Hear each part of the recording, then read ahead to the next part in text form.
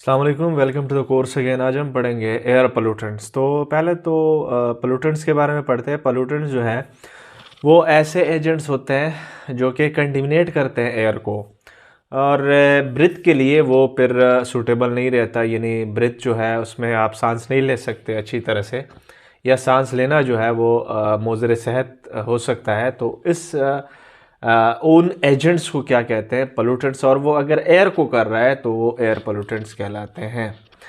तो air pollutants में हमारे पास पार्टिकुलेट मैटर जो है उसको हम डस्ट पार्टिकल कहते हैं। कहीं पे फॉर एग्जांपल ब्लास्ट हुआ या वोल्केनिक एक्शन हुआ वगैरह वगैरह, तो वहाँ से डस्ट जो है वो एयर के अंदर चला जाता है, तो उसको हम क्या कहते हैं? Particulate matter. ये भी एयर पोल्यूटेंट्स में आता है। सॉक्स, इसको हम oxide of sulphur, that would be called as SOx. तो ऑक्साइड ऑफ सल्फर जो है ये भी किस में आते हैं? एयर पोल्यूटेंट्स में आते हैं। कौन कौन ऑक्साइड है? सल्फर डाइऑक्साइड और सल्फर ट्राईऑक्साइड जो है ये आप लोगों के पास सॉक्स हैं। नॉक्स जो है वो भी एयर पोल्यूटेंट। ये अब देखें, अगर मैं सल्फर डाइऑक्साइड या सल्फर ट्राईऑक्साइड की बात करूँ, WHO वर्ल्ड हेल्थ ऑर्गेनाइजेशन ने हर एक गैस की एक पर्टिकुलर लिमिट लिखी हुई है कि इस लिमिट तक जो है वो सूटेबल है। अगर वो इस लिमिट से बढ़ रहा है तो वो उसको पोल्यूटेंट कहलाया जा सकता है। तो सल्फर डाइऑक्साइड अगर कुछ खास लिमिट पे मौजूद है तो कोई इशू नहीं है, लेकिन अगर उसकी मकदार बढ़ रही है तो वो पोल्यूटेंट कहलाएगा। इसी तरह नॉक्स जो है वो ऑक्साइड ऑफ नाइट्रोजन है। ये ऑक्साइड ऑफ नाइट्रोजन में हमारे पास नाइट्रिक ऑक्साइड, नाइट्रोजन मोनोऑक्साइड और नाइट्रोजन डाइऑक्साइड दोनों आते हैं। कॉक्स जो है वो, ये एक्स जो है ये नंबर ऑफ ऑक्सीजन को शो कर रहा है सब में। तो कॉक्स जो है वो ऑक्साइड ऑफ कार्बन को कहते हैं। ये कार्बन मोनोऑक्साइड भी हो सकता है और कार्बन डाइऑक्साइड भी हो सकता है। वॉक्स जो है उसको हम कहते हैं वोलेटाइल ऑर्गेनिक कंपाउंड्स। ऐसे ऑर्गेनिक कंपाउंड जिनका मेल्टिंग और बॉइलिंग पॉइंट इंतहाई कम होता है उसको हम क्या बोलते हैं? वोलेटाइल, यानी वॉक्स, वोलेटाइल ऑर्गेनिक कंपाउंड्स। इनमें CH4 वगैरह ये सब आते हैं। CFCs, क्लोरोफ्लोरोकार्बन्स जो है ये बहुत ही ज़्यादा डेंजरस हैं। ये भी एयर पोल्यूटेंट्स में आते हैं और ग्लोबल वार्मिंग काज करते हैं। मेनली O3 यानी ओजोन डिप्लेशन के लिए भी ये बहुत ही ज़्यादा ख़तरनाक है। यानी ओजोन को ये डिप्लेट करता है स्ट्रेटोस्फेयर में। इस पर हम डिटेल में बात करेंगे। ग्लोबल वार्मिंग जो है ये एवरेज टेम्परेचर जो है वो दुनिया का जब बढ़ता है हर साल, जैसे फॉर एग्जांपल इस साल 2023 में आप लोगों के पास एवरेज टेम्परेचर रहा लेट्स सपोज 20 डिग्री सेंटीग्रेड, तो 2024 में वही एवरेज टेम्परेचर 25 डिग्री सेंटीग्रेड होगा। यानी gradually year to year temperature जो है वो राइज होता है ड्यू टू ग्लोबल वार्मिंग या due to that types of pollutants. तो ये जोन। अच्छा, हैवी मेटल जैसे कि लीड जो है Hg, आर्सेनिक यानी मरकरी और आर्सेनिक वगैरह वगैरह, ये सारे पार्टिकुलेट मैटर्स में आते हैं, लेकिन मैंने इसको सेपरेटली लिखा हुआ है। तो ये भी एयर पोल्यूटेंट्स में आते हैं जब वो डस्ट की शक्ल में बाहर चले जाते हैं। तो असल में ये एयर पोल्यूटेंट्स जो है वो आते कहाँ से हैं, उसके सोर्सेस क्या हैं, तो उस पर हम बात करते हैं। सोर्सेस पे, मेन मेड सोर्सेस पे बात करते हैं, जो कि हम रिस्पॉन्सिबल हैं, जो ह्यूमन बींग्स है वो रिस्पॉन्सिबल है फॉर पोल्यूटेंट क्रिएशन।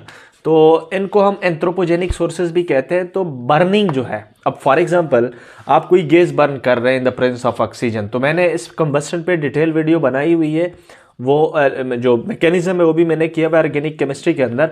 जब हम कोई भी ऑर्गेनिक कंपाउंड कंबस्ट करते हैं in the presence of oxygen, तो वहाँ से कार्बन डाइऑक्साइड और H2 कहाँ से? तो कार्बन मोनोऑक्साइड भी निकलता है। तो ये कार्बन डाइऑक्साइड जो है उसकी मकदार जो है वो एयर के अंदर एज ए पोल्यूटेंट जो है वो ज़्यादा कर लेता है।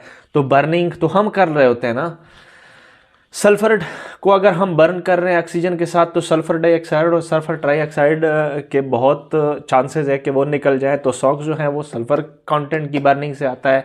अगर हम नाइट्रोजन गैस को बर्न कर रहे हैं ऑक्सीजन के साथ, तो नाइट्रिक ऑक्साइड और NO2 के बनने के बहुत ज़्यादा चांसेस हैं, जिसको हम नॉक्स बोलते हैं। CFCs जो है ये कहाँ से आते हैं? कहीं पर हम CFCs यानी क्लोरोफ्लोरोकार्बन जो है उसको एज ए साल्वेंट के तौर पर यूज़ करते हैं। तो वो साल्वेंट जब इवापोरेट होगा तो जाहिर सी बात है CFCs निकलेंगे कहाँ पर? एयर पोल्यूटेंट्स के अंदर। एज ए रिफ्रिजरेटर के तौर पर, रिफ्रिजरेंट फ्रीज के अंदर जो फ्रीज होते हैं उसके अंदर भी CFCs यूज़ होते हैं। तो फ्रीज से भी जो निकलने वाला धुआं है वो भी तो एयर के अंदर जा सकता है। तो CFCs की तादाद बढ़ेगी एयर के अंदर। और एयर रिफ्रेशनर स्प्रे, जो एयर रिफ्रेशनर स्प्रेज जो हम यूज़ करते हैं उसमें भी CFCs होते हैं। तो वहाँ से भी एयर के अंदर ये CFCs चले जा सकते हैं और ये आप लोगों को ग्लोबल वार्मिंग और O3 डिप्लेशन, ओजोन डिप्लेशन कर सकते हैं। तो ये CFCs का जो हमारे पास जो आप लोग कह सकते हैं कि मेन मेड सोर्स हैं, जो कि डायरेक्टली ये एयर की तरफ चले जाते हैं। O3 जो है, इस पे हम बात करें, देखें O3 अगर स्ट्रेटोस्फेयर में है तो कोई मसला नहीं है। स्ट्रेटोस्फेयर में ओजोन, जो उस ओजोन का होना, वो तो अच्छी बात है, वो तो हमें अल्ट्रावायलेट रे से बचा सकता है। लेकिन अगर यही O3 हमारे पास ट्रोपोस्फेयर में बन रहा है, किस में बन रहा है? ट्रोपोस्फेयर। तो ये जो है इंतहाई खतरनाक बात है, क्योंकि ट्रोपोस्फेयर का मास बढ़ेगा O3 से। O3 कहाँ पर होना चाहिए? स्ट्रेटो में होना चाहिए। अगर ये ट्रोपो में होगा तो ये बहुत बड़ा प्रॉब्लम क्रिएट कर सकता है, मास ज़्यादा कर सकता है ट्रोपोस्फेयर का, जो कि ग्लोबल वार्मिंग, टेम्परेचर का ज़्यादा होना वगैरह, ये सब काजेज़ हैं।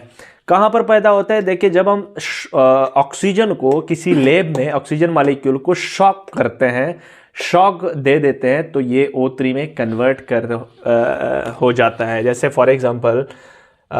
फॉर एग्जांपल O2 है, उसको हम इलेक्ट्रिक शॉक दे दे तो ये O रेडिकल में कन्वर्ट हो जाएगा। अब O2 मालिक्यूल एक और O2 मालिक्यूल दूसरा, ये O2 इसके साथ मिलके O3 बनाएगा और ये ऑक्सीजन रेडिकल इस O2 के साथ मिलके O3 बनाएगा। तो कितने O3 बन जाएंगे? जब हम 3O2 को शॉक करेंगे तो 2O3 यानी ओजोन मालिक्यूल बन जाएंगे। नेचुरल सोर्सेज पे बात करते हैं। ये नॉक्स सॉक्स वगैरह ये कैसे नेचुरल, ये तो हमने मैन मेड पढ़ लिया। अगर नेचुरली भी ये सॉक्स वगैरह, ये वॉक्स वगैरह चले जा सकते हैं, एज ए एयर पोल्यूटेंट काम कर सकते हैं। तो नेचुरली ये पोल्यूटेंट्स कहाँ से आते हैं? तो फॉरेस्ट फायर फॉर एग्जांपल, कोई भी जिसको हम थंडरस्टॉर्म कहते हैं, जो थंडरस्टॉर्म आया और फायर लग गया, आग लग गया किसके अंदर? फॉरेस्ट के अंदर, तो वो तो नेचुरल है किसी के जो है वो।